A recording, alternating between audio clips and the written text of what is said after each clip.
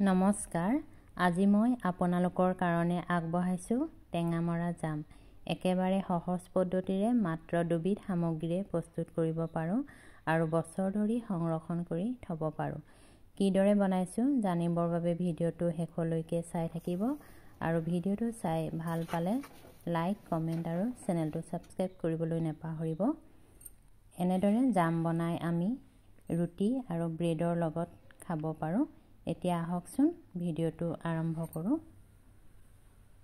টেঙামৰা জাম বনাবৰ বাবে মই ইয়াত টেঙামৰা লৈছোঁ। টেঙামৰা 1 কেজি লৈছোঁ আৰু প্ৰথমে মই ইয়াৰ গুটিবোৰ গুচাই পাহিবোৰ লৈছোঁ আৰু এই টেঙামৰাখিনি মই ভালদৰে ধুই লৈছিলোঁ। আকৌ মই পাহিবোৰ ভালদৰে ধুই ল'ম। এনেদৰে গুচাই লৈছোঁ।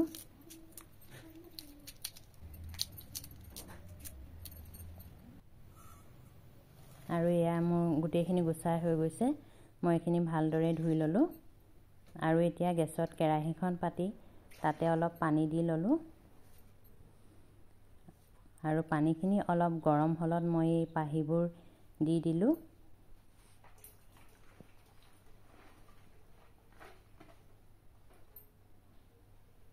আৰু এতিয়া চামুচ এখনেৰে অকণমান হেঁচি দিম,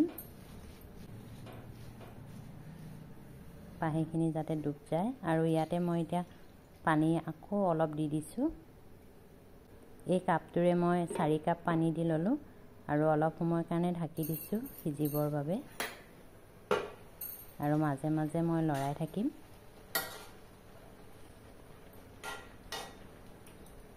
পাহিবোৰ সিজোঁতে বেছি সময় নালাগে, 10 মিনিট আমি এনেদৰে সিজাই ল'লেই হ'ব।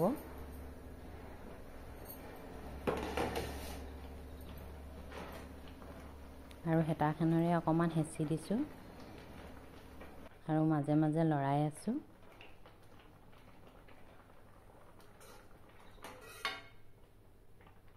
আৰু এইখিনি প্ৰায় সিজিছে 10 মিনিট হ'লত। মই হেতাখনেৰে অকণমান লৰাই দিছোঁ আৰু পাহিবোৰ আমাৰ গলি গৈছে। আৰু গেছটো মই অফ কৰি দিছোঁ আৰু অকণমান ঠাণ্ডা হ'লত বাতি এটাতে লৈ লৈছোঁ আৰু পাহিবোৰ হেঁচি মই দিছোঁ যাতে গলি যায় আৰু কাপ এটাৰে জুখি চাইছোঁ।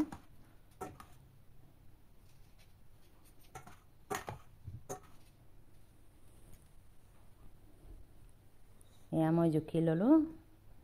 এই কাপটোৰে 4 কাপ পালোঁ আৰু এইখিনি মই চেকি নলওঁ। পুনৰ কেৰাহীখন পাতি দিলোঁ গেছত আৰু এতিয়া আমি চেনি দি ল'ম। যিহেতু মই টেঙামৰা 4 কাপ পাইছিলোঁ আৰু এই কাপটোৰে মই এতিয়া চেনি জোখমতে দি ল'ম। চেনি মই 3 কাপ আধা দিম। যিহেতু টেঙামৰাখিনি বহুত টেঙা হয়, সেইবাবে আমি চেনিৰ পৰিমাণটো অলপ সৰহকৈ দিব লাগে।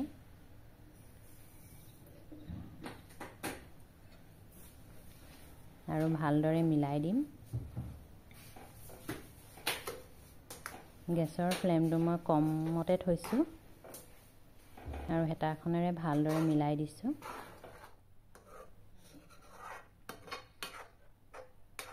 চেনিখিনি ভালদৰে মিলাই দিলোঁ আৰু গেছৰ ফ্লেমটো অকণমান বঢ়াই দিছোঁ আৰু আমি এনেদৰে ফেনবোৰ কাঢ়ি থাকিব লাগিব।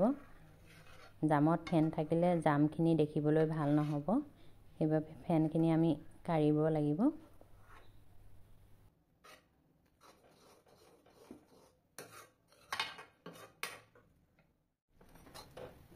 অলপ সময় এনেদৰে সিজোৱাৰ পিছত এয়া মই প্লেট এখনতে পানী লৈ দি চালোঁ আৰু এয়া আমাৰ টোপালটো ধুনীয়াকৈ হৈছে, ভগি যোৱা নাই।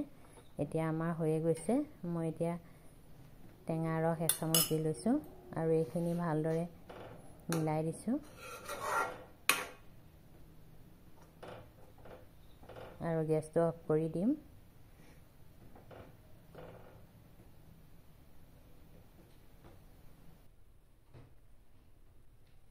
চিচাৰৰ বটল এটা ধুই থৈছিলোঁ আৰু ৰ'দত ভালদৰে শুকুৱাই লৈছিলোঁ আৰু এতিয়া তাতে মই টেঙামৰা জামখিনি ভৰাই লৈছোঁ।